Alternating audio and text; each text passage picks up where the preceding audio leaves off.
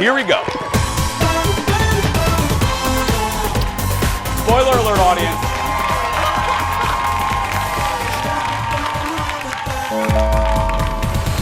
And good morning, everybody. It's the magic number. What? Yeah, it is. In the world? Magic number. What? What in the world was that? That was Magic Number from the 70s. Good morning, everybody. 7 is a magic number. What? Do we know what that was?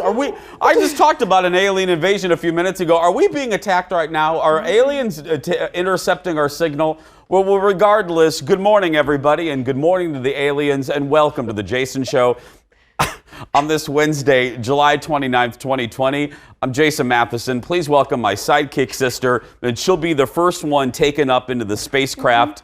Please welcome Kendall to the show. Good morning. I'm ready. Okay. 7. Okay, stop pressing that. Okay, so what's happening is, that is hysterical. Okay, take this shot over here. Mm-hmm. What's happening right there? Take it, Leo. Take it, Steve. Jeff has that button right there. See the button? If he presses it, it's a 7. It's a lullaby. It's supposed to be the Sheila Oliver fake applause. But now it's 7. Is that a lullaby? 7 is the magic number? I want to hear it. Play it. Now what's the whole... No, play the song. There's a bad word in it? It's a lullaby. It sounds like Karen Carpenter. What is she going to... No. I know, Jeff is worried that there's going to be magically a bad word in the middle of a lullaby. We'll yell really loud if it is. No, but I wonder how that happened. Is the night side tricking us? They switched the wires on the sound effects last night? I don't know. I didn't do it. That's all I know. I know. That's right after the newscast, they press that and Ian Leonard just falls over like a goat. You know, it just starts napping. That's how they put Ian to bed every night. Okay. Do the 7-day forecast, press the lullaby, and then Ian just sleeps in the weather center. Right back there. Yeah. Yep. Mm-hmm. Well, I was going to start the show a different way, but with the lullaby, how you doing? I don't know how you follow that up, Jace. Like, I really don't. You don't really follow that up. Pretty beautiful. How you doing? I feel great. That was... The best opening to the show in weeks? Yeah. I mean, and there's no audience, so it was nice and loud. I know the crew's wondering what's going on. Jeff is wondering. It was fantastic. It was great. Do you have any, Kendall, can I ask you and all of you, do you have hobbies? Do you guys have hobbies watching? Do you have any hobbies? Yes. Like what? Give me one of your hobbies. I like reading, gardening, camping. Okay, I said one, but that's fine. I mean, go ahead. Just keep listing off. And are you wearing one earring? Are you doing a Boy George over there? No. Oh, there's the other one. Oh, the other one was hidden. It was hidden behind my thick, those are lovely. lustrous hair. Are those heavy? It looks like it's weighing down your head. Are those heavy? No, but when they are heavy, one of my ears must not have as much structure because it gets lower than the other ear. Okay, well, they're beautiful. I ask you about that because... My ears or the earrings? Both. Your ears and earrings are beautiful. I ask you about hobbies because did you ever get started on a hobby and then you realize how expensive it is and you just I know for hockey's an expensive sport or tennis, whatever. Mm-hmm. So I got into photography. Oh, I thought you were going to say your Animal Crossing. No, I'm done with Animal Crossing. I haven't played Animal Crossing in months. And I know I was shamed. I won't tell you who shamed me, Colin, but I was shamed. I was playing it one weekend. Yeah. Maybe I'll just tell this story. We'll talk about hobbies later. This was in the middle of the pandemic. There's nothing else to do. I mean, we're just looking at each other. And lovingly. Then he came in one day as I was playing it, and he goes, so what are you going to do for the rest of the day other than playing Animal Crossing? And I looked at him, and I'm like, shady Sarah there. I said, well, why do you care if I'm playing Animal Crossing? Do you know I've barely played it since that day. So it worked. It worked, but then again, I did everything I wanted to on my Animal Crossing island. So now if I go back to it, it's probably overgrown. The island is probably overgrown with weeds. Oh, like a real island. Yeah, and half of you watching, you don't know what Animal Crossing is. It's okay. You don't need to know. It was an addiction about 4 months ago, and it got me through the early days of the quarantine. But anyway. Okay, go ahead and hit that. Go ahead. Oh, it's back! This is weird. It's back. We don't have the lullaby. It's time for the hot dish. Here we go, everybody. Woo! There we go. Thank you. The 2020 Emmy nominations are out, and there's a lot of surprising nominations and not so surprising nominations. One of the biggest surprises came for Best Drama Series when this show was nominated. It is a shame that your people suffered.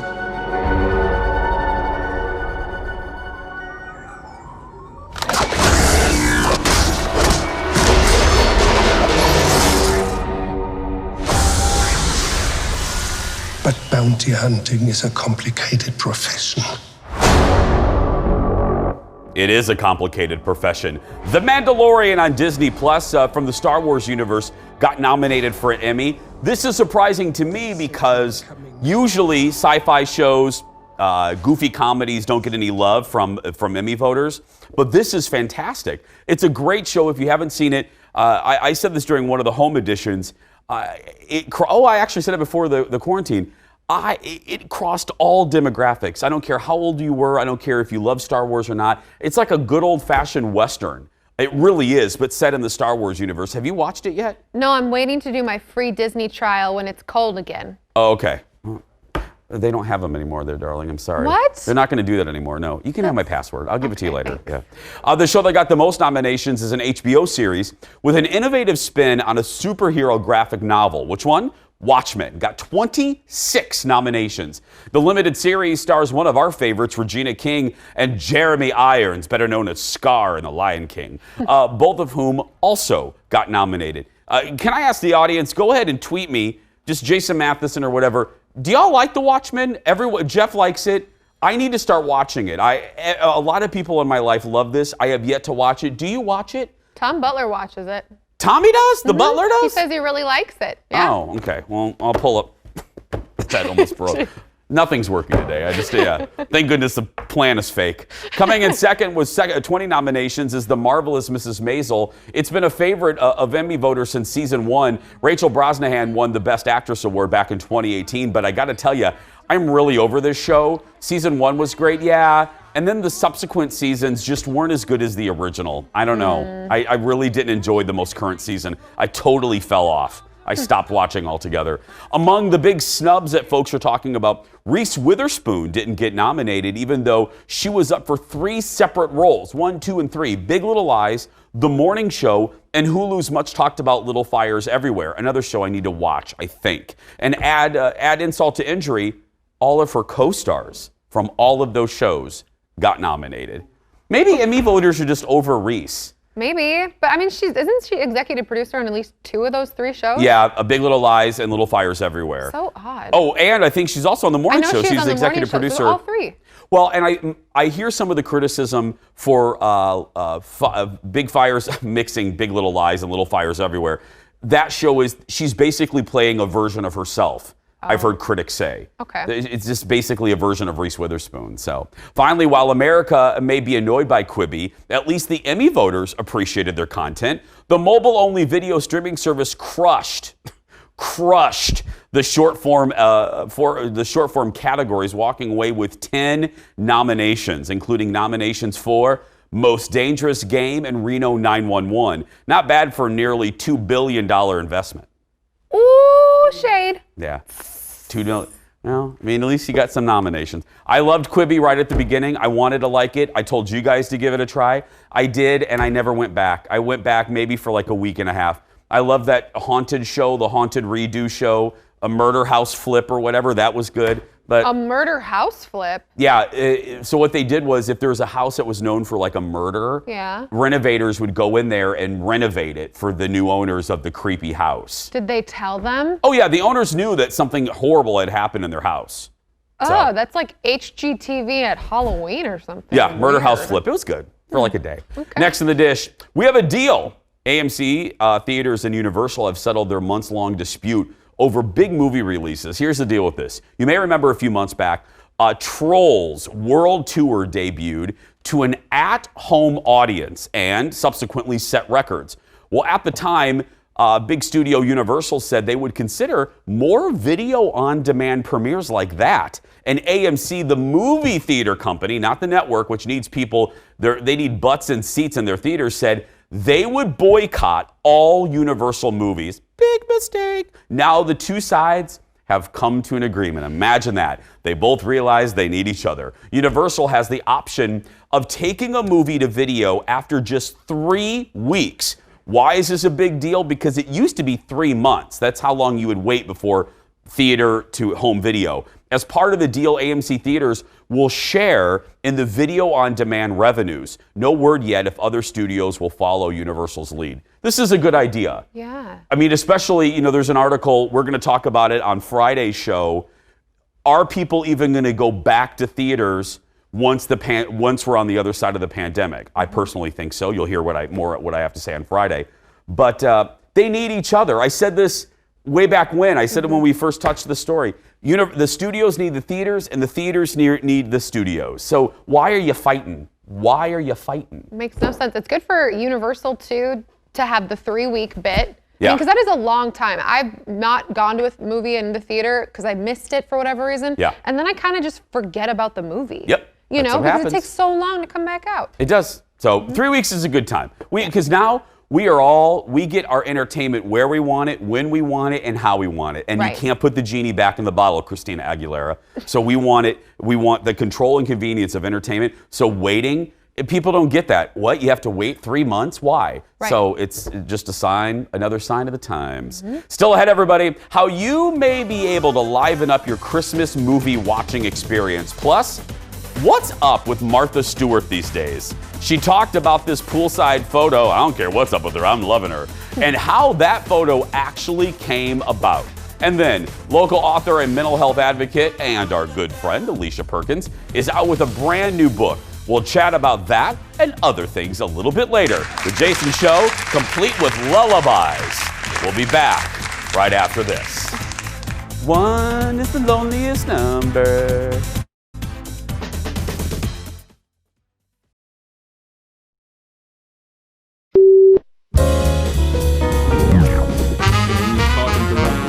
Really weird. He's doing shows out in Ohio, which I went out to go do as well, and I was doing them in the Queens parking lot. So, that's where we are as successful comedians.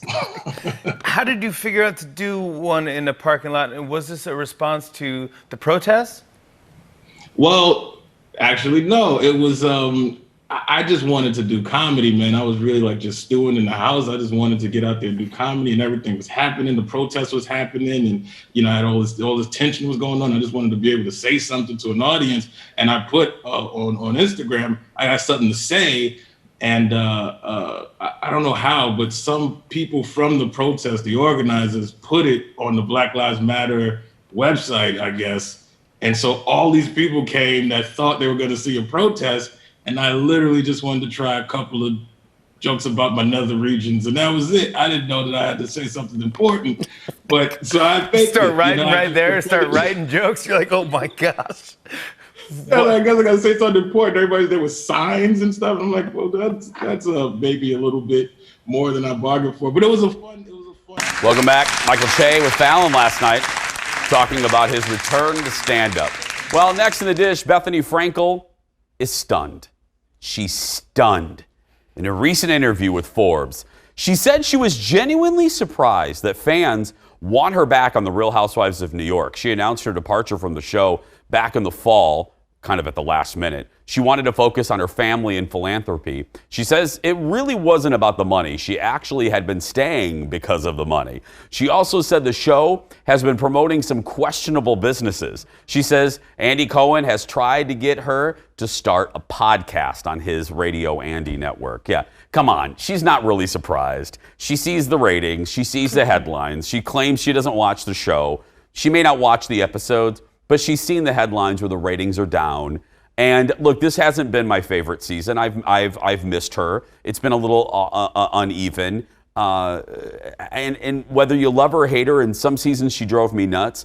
Bethany added something. I mean, she really did. She added a cohesiveness, and she was kind of the voice of that show. And without her, it's just not the same. It's not the same show. Was she talking about, the only ones I can think of, there's 2 businesses that women in New York run, correct? That are on that show still? Well, Ramona had wine for about 4 seconds.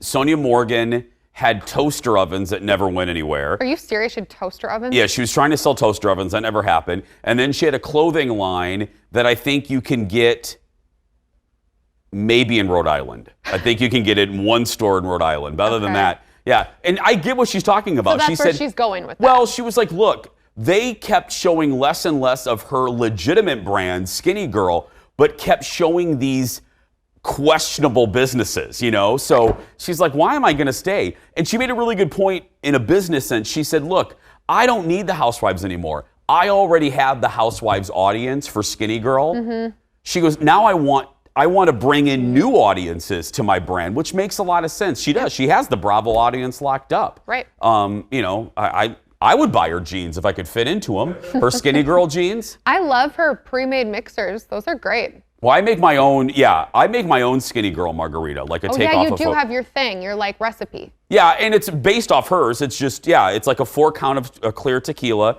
You do a 4 count. You go 1, 2, 3, 4, and 1 for Oprah. Yeah. And then I always do 1 for Oprah. And then if I'm feeling frisky, then I do 5 for Gail. Oh, I do that's one more. nice of you. And then it's just like this of triple sec. And then fresh lime juice, a shot of fresh lime juice. Shake, shake, shake, shake, shake. Pour it over ice, and you add club soda for some sparkle. So it's basically just tequila. I don't know why you're judging. Next in the dish. Martha Stewart is opening up about her poolside photo that went viral. She talked to the Today Show. Look at this.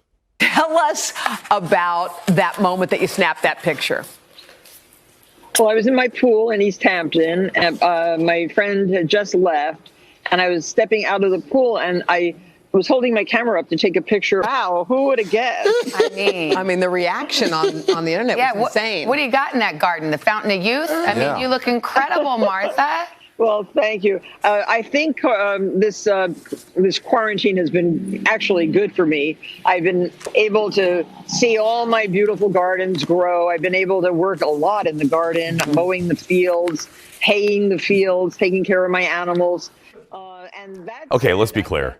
She has 14 people to do everything she just listed off. Right. Yeah. Well, and did you see, we talked about this with my buddy Alexis earlier. She had a little beef with Anthony from Queer Eye because Anthony, like he came over to her house or something, or he came on her show and Anthony didn't send her a thank you card.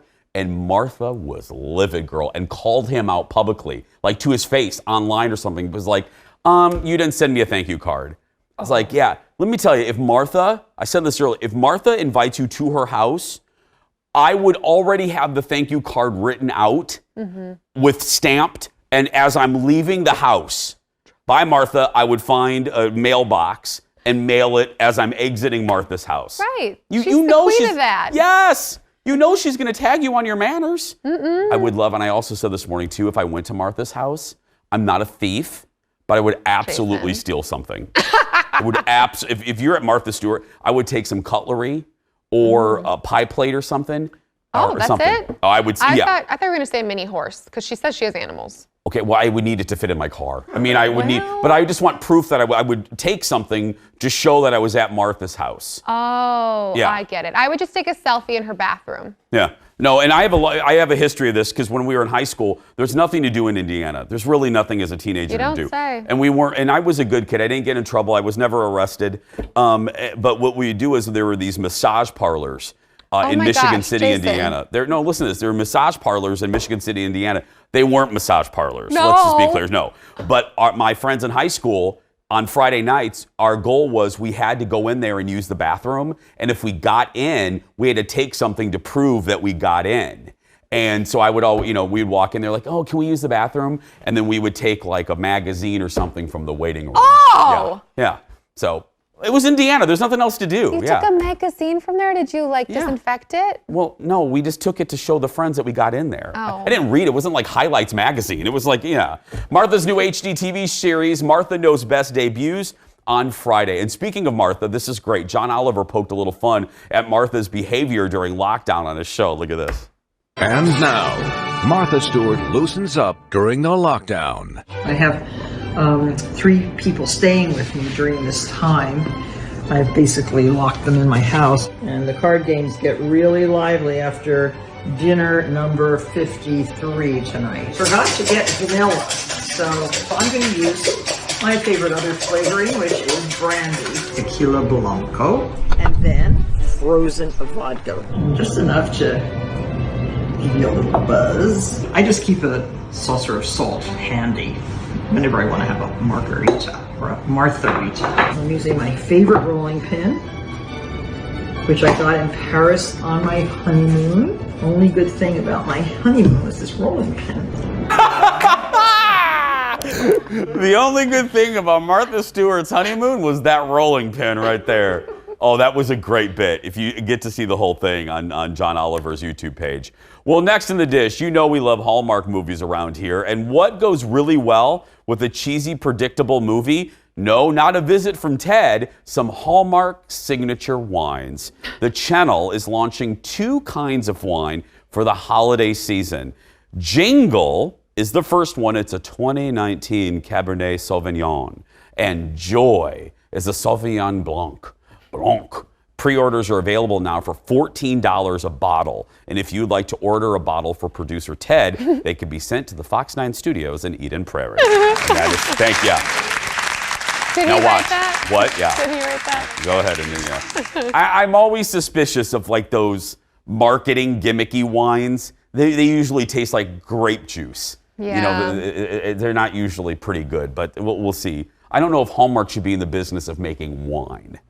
I mean, I feel like it's fine. Yeah. They know their audience. I mean, you know what we'll do? We'll do a combo segment. We'll get Leslie Miller and Ted to watch a Hallmark movie together, 6 feet apart, and have them try the Hallmark wine. that'd be so good. There we go. There's a segment for December. Next in the dish, 2 of America's most beloved game shows are ready to return to production with some modifications to their set. Jeopardy and Wheel of Fortune are reported ready to begin shooting, but both will do so with some added safety features, including spacing contestants out to spacing them all out for proper social distancing. Alex Trebek will return to hosting Jeopardy for as long as he can, as long as he said he feels up to it. Unclear when the new shows will be ready to air. So we're wondering, what's that going to look like for the wheel? And, right. when you spin the wheel, everybody touches it with your nasty paws. Are they going to disconnect? Are they going to infect every time someone spins the wheel? Well, I was thinking they would just all have their own wheel. Would that just not be kosher? I mean, you're looking at me like, okay, sorry. Well, those wheels are expensive. I don't know if they would have 3 separate wheels. They're Wheel of Fortune. They're bajillions but they can't. years. No, but they can't because that wouldn't be fair. Because wherever the last person leaves off, that's part of the game. That's where you have to start your spin from. So maybe you know what? I just thought of this. Maybe they'll have the wheel move. You know what I mean? It'll move to each. It'll be on like a roller. They have no budget. They can spend $8 gazillion on a wheel. Right. I'm thinking of them like lassoing the wheels. They're not actually touching it. Can I, in our last few seconds here, this is the game show that I'm still wondering about. Our competition in this time slot. Price is Right. How in the name of Yosemite Sam are you going to do the Price is Right? The whole joy of that game is an audience filled with people running down, to contestants row. How are they going to do Price is Right? I don't know if you can. I don't know. All we care about is that you watch this and not that. Right. So just thank you. You can watch that. Just record them. Watch us live. Thank you. Still ahead, everybody. On today's show, we're chatting with Alisha Perkins about her new book. But next, City Pages just released their latest Best Of edition. Who from the Jason Show family is getting some City Pages love? We'll chat with the editor-in-chief, and I'll just tell you this, it's not Jason. We'll be right back right after this.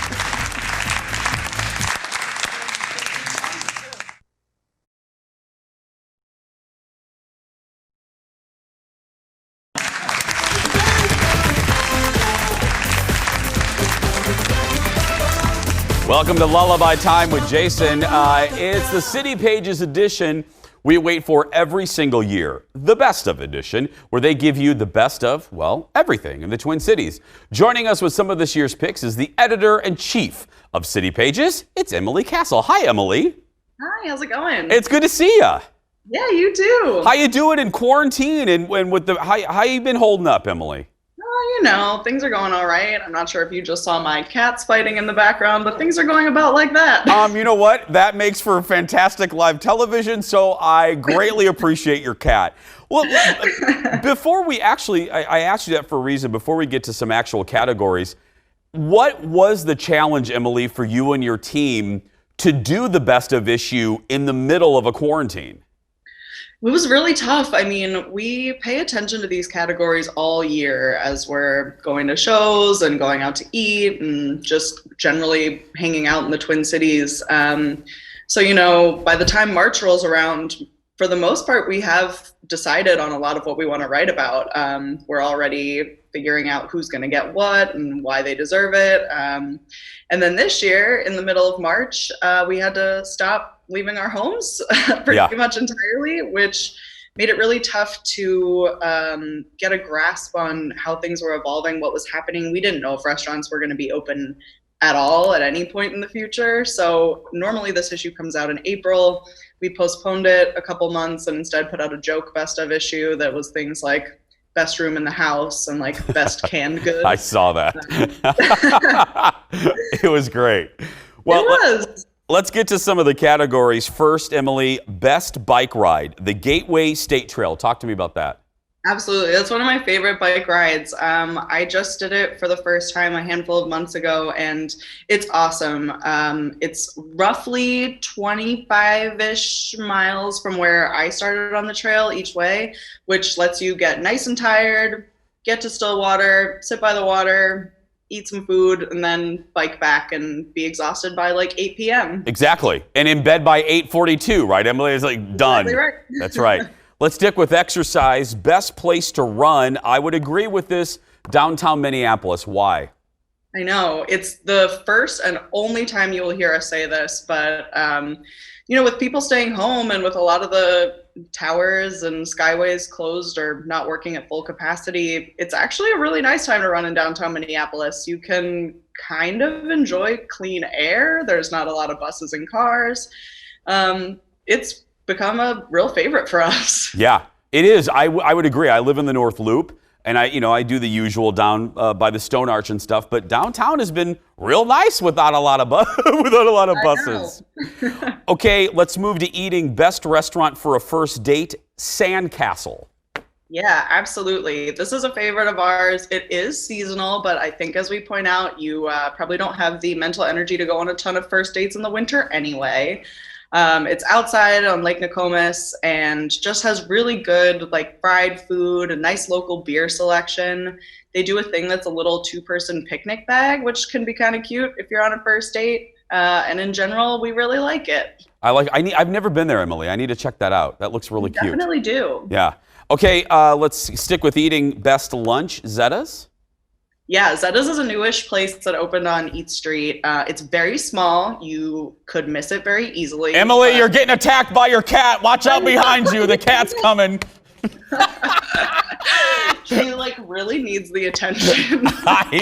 This is my favorite segment ever. This is fantastic. Okay, Zetta's, I'm sorry, go ahead. No, it's fine. She's like, why are you talking about sandwiches? This is boring. Yeah, it's a little place on Eat Street. It's super small, but they have really fresh food, house-made cheeses, tons of good veggies, and it's on a flatbread. You will want to eat it every day of your life. Best margarita, a subject close to my heart. Absolutely, and especially in the summer, it hits a little different now that we're not doing this in April. We went with Centro, which I just think has a really great patio if you're out into eating on patios right now, and also has a very, very good margarita. Just incredibly refreshing. I could drink too many of them. Yeah. You know what I like about those, Emily? It's funny, we were just talking about margaritas. It's not too sweet.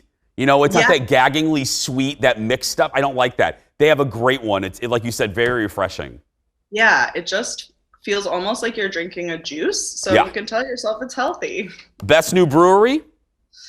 New brewery. That this year, I believe. Falling Knife. Yeah. Which is, again, I didn't get to visit it until it had been open for a little while already, just because it was tough, but finally got by to pick up some crowlers and stuff during the lockdown, and just a super, super good beer. I'm a real big sour beer person, and they have a lot of sours that I have not stopped thinking about. And last but definitely not least, someone very close in the Jason Show family. Best comedian goes to Miss Shannon Paul. That's right. Yeah. I mean, she's been around forever. We probably should have given her this award before, but we're doing it now. I mean, like 15 years or more just as a fixture in the Twin Cities community. Like, it's a no-brainer. Yeah. She's the best. She really is. Before we go, Emily, I told your team this when it happened. I never thought I was cool. I never thought even though I've been here 23 years in the Twin Cities TV market, never thought I would ever be in City Pages. But that all changed in 2018. I'm holding my certificate. I won Best of back then. Still, forget the Emmys, forget whatever. Still one of my biggest achievements right here, Emily. The first time I've ever felt cool. Oh, I love that. Yes. I think you might think we're cooler than we are, but I appreciate it. Well, take care. I will let you go so you can feed the cat. Thank you for your time. Thank you so much. Thanks, Emily. You can find the City Pages Best of Edition. Head to citypages.com. And again, from all of us to a big member of our family, an important part of our family, Shannon, congratulations. Nobody, like Emily said, I'll say it, they should have given it to you years ago. They should give it to you every year. Coming up next, another good friend of ours. We're chatting with Alisha Perkins when we come back.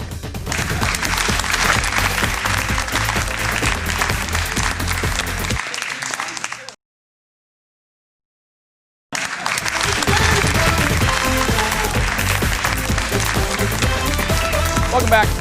Well, our next guest launched her own publishing company earlier this year and is now ready to release her second fiction novel called Not That Girl. Please welcome back to our show our good friend Alisha Perkins, sporting a beautiful hat. Hi, Alisha. Hey. Look at you, girl, in the hat. You gotta wear the hat. Look at you. Look at you with the hat, looking stylish in a quarantine. Oh my gosh! You know, it's part quarantine. It's part just, you know, I haven't gotten my hair done for months now. So you gotta do what you gotta do. Well, Alisha, I was thinking about this. You were, I don't know if you remember this, you were one of our final guests on what I call a regular show right before the quarantine started, because we talked about the company, we talked about the book. How have you, so I haven't talked to you since then, how have you been dealing, you and the family, with the quarantine the last few months? You know, I think it's, well, I assume it's the same kind of for everybody, where it seems like, obviously it's really, you know, scary times and, you know, difficult things and life transitions, but it's kind of been a blessing too to have so much time together that you normally would be pulled in so many different directions. Yeah. So I think it's kind of been, we've tried to look at it as positively as possible, and we've been up to our cabin a lot and just tried to spend time together, the four of us, you know, that we might not usually have. So yeah, making the best of a weird situation. Lemonade out of lemons. Let's talk about the book, Not That Girl. I want to know whether it's a song or a story, where did the inspiration and the idea for this book come from? You know, it's kind of funny, actually. It's actually the first book I wrote, but I released Martyred before I released this one. It kind of just came out of nowhere. I read On Writing by Stephen King, and he said that he just creates a character and puts him in a situation and goes, that he doesn't ever really give too much thought to the plot or how it's going to work out. And so I thought, oh, what an interesting exercise. And so I just kind of went around. I mean, can't go wrong with following Stephen King, right? Yeah. So I gave it a shot, and, you know, 80,000 words later, we got a book. Who's the character that you put into a situation? Tell me about your main character. So the character's name is Finn, and Finn is heading home because Mom has passed away. It's to a small town back in, you know, more small-minded folk, and you know, the relationship is a strained one, to say the least, very complicated. And as the house gets cleaned out, a lot of secrets are revealed from both sides. So it gets pretty interesting and twisty post-mortem as Finn deals with what Mom has left behind. Do you pull, we had an author on yesterday that talked about the people in her life, like her son, who became a kind of the model or a base for a character. Are there people in your life, like Glenn, the kids, Colleen, are pieces of people in your life in characters in your books? Usually, however, this one, I really wasn't. With Martyred, I did base a lot of the characters around people. You write what you know, typically. But this one, no, this was just full figment of my imagination and letting it do its own thing, which was kind of a really fun exercise. So. Well, what's it like launching a new company in the middle of the pandemic? We're going to have more with Alicia on the other side of the break. Stay with us, everyone. Back after this.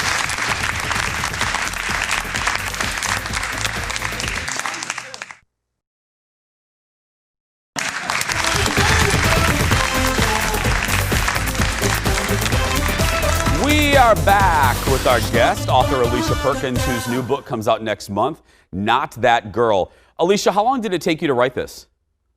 Probably about 4 months. I wrote it quite a few years ago, actually, when Glenn was still playing and we were in spring training down in Florida. So I had a little bit more time on my hands than I might now. But yeah, couple months. I know this seems like and take your time. I'm curious of the process for you. If someone's watching, and when you were here last time, we were speaking directly to potential authors. When you're writing a book, or there's someone watching that says, "Oh, I have a character in mind and I have a narrative in mind," where do they begin? I mean, is it as simple, Alicia, as sitting down at a computer and just starting to type? Where do you begin to even write a book? Yeah, I think that's the thing you'll hear over and over again is to just, even if it's 10 minutes a day, just to sit down and get it out. One of the most important things to remember, and I've heard this time and again, is that the first draft is usually just crap.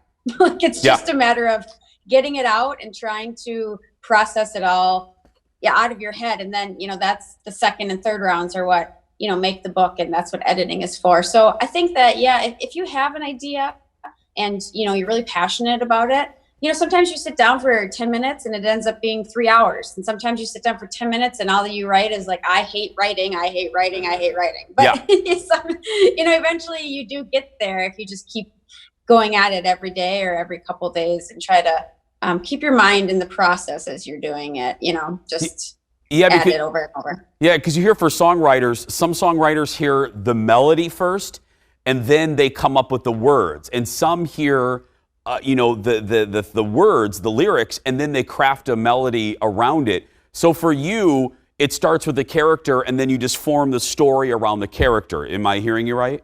Yeah, you know, and like I'm what's called a non-outliner, meaning that I don't outline the book. You know, like you learned in an English class, right, where you have to have like a beginning, a middle, and an end, and there has to be like a certain flow to it.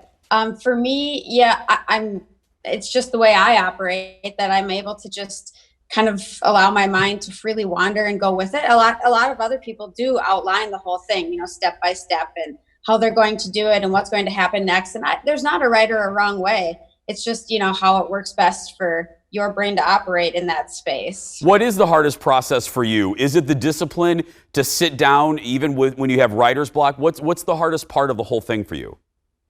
Yeah, probably. I mean, there's days where, it's a matter for sure. Like I think you said, the discipline, because even just sitting down some days you're like, I don't want to do this. It's like any other job, right? I mean, some days you're just really not into it, but you got to keep doing it in order for you to stay fresh and, to keep it flowing. Because if you take a step back for too long, sometimes it's hard to get back into, and then you can fall victim into not ever finishing it. So it's a matter of discipline for me. That's probably the most difficult. Our author yesterday, we were talking about how she considers her characters, and you hear like J.K. Rowling talk about this and other authors whose characters really feel like real people to them. Do you feel that way? I do, actually. So one of the gifts one of my best friends gave me after I wrote this book and I let her read the manuscript was she got me a necklace with the initials FH, because that's the character's name is Finn Harper. And so I wear it like I wear stuff with my kids' names. So you do kind of fall in love with the people that you get to create. Like I said earlier, the last time you were here, we were talking about the launch of your publishing business. What is it like, the excitement of launching a new business up against the detour none of us wanted, a global pandemic? What's that been like? It was interesting. I think at the beginning, everybody kind of, panicked, right? And everybody kind of buckled down, and we weren't getting a lot. I mean, we're still getting submissions, but definitely things quieted down in March. But now that, I think people are starting to embrace this new normal, we've started to get a lot more submissions. And I think people have had time to be creative again that they might not have been allowed before. So it's been kind of fun. We actually just got our first submission that was a post-pandemic world that the story was being told in. So we were kind of wondering when those would start coming in. So that was kind of fun to read and see where people think, the world could be in a year or two from now. So yeah, it's been interesting and allowed people a lot of time for creativity. So it's been fun to see what people have come up with. It is the positive. If you think about the times of upheaval in our history, a lot of great art comes from those times. You think about the late 60s, all the great music that came from the upheaval in the late. I think we're going to have a creative renaissance. If there's one good thing to come from 2020, I really do. I think it's a kind of a creative look at Taylor Swift, Yeah. Well, yeah. Before, really quick, we have just a few seconds. If someone's watching, Alicia, they have an idea, how can they get a hold of you, or what do they do? Yep, they can go to hadleyhouse.com. It's HADLEIGH house.com. And our submission information is on there, as well as where you can buy Not That Girl. That's right. So go buy it, everybody. Support local authors. Not That Girl will be available, like Alicia said, next month. Thank you, sweetheart. Give my best to the family. Thank you. Yeah, you too. Bye, sweetie. We're going to take a break. We'll be back in just a few minutes.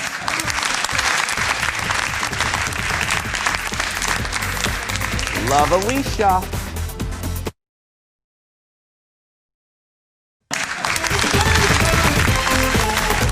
Welcome back.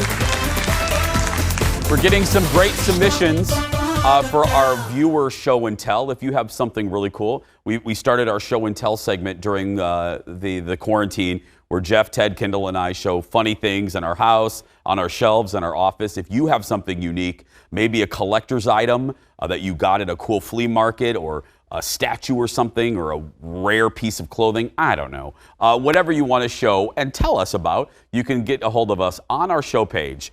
Here's how to find it. Just search for Jason Show TV on Twitter, Instagram, and Facebook.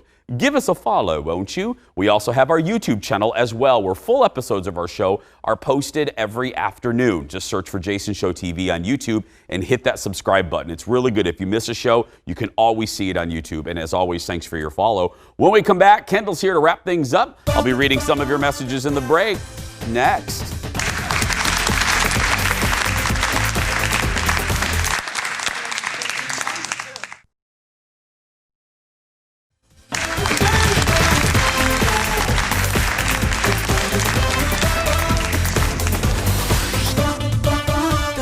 Welcome back. Looking at comments here. Kendall's over there. Say hi. Hi, Kendall. Hi, Jason. How you doing? Hi.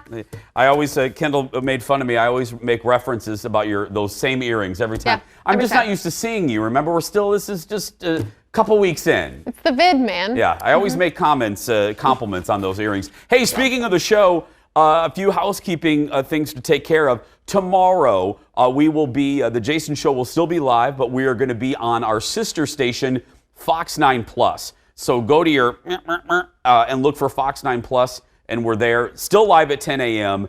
Because of John Lewis's memorial service will be broadcast live right here on Fox 9. If you watch us from another market, ignore everything I just said and enjoy the show when you can. And again, like I said a few minutes ago, on the YouTube. On the YouTube, right? On the YouTube. On the YouTube. Mm-hmm. The Jason Show fan club really active today. People are loving your earrings. Again, see, I made, I don't know what it is. Where did you get those? Did Target Boutique, everybody. Target Boutique. Those are a Target Boutique special? Oh, yes. Look at that. Uh-huh. I love them. They're not heavy at all either, ladies. They were like $12. 12. Oh, see, that's the beauty of the Target Boutique. I know. It really is. They're lightweight. Again, you go in there expecting you just want paper towel. I know. And you're going to spend $7, and then 20 minutes later, your bill is $417. And you have like a fake tree in your cart. Yeah. I actually did buy a palm tree one time. I went in there on a Sunday for just the regular goods. I walked out with a giant palm tree for my bathroom. Because there's a Hawaii theme in my bathroom. Don't ask me why I theme my bathroom, but it's all stuff that I've taken in Hawaii. So I have a theme in my bathroom, so it's fine. Yeah, that's fine. Tomorrow on the show, some great social distance activities in Minnesota, plus hidden gem restaurants. The mini evangelists will join us with their great ideas, plus Dax Holt will join us live. That's going to do it for us today. If you're watching and you're a kid that's being bullied, go out there and be yourself, because nobody can tell you you're doing it wrong. Cue the fake applause. Have a good day, everybody. Enjoy that weather. We'll see you tomorrow.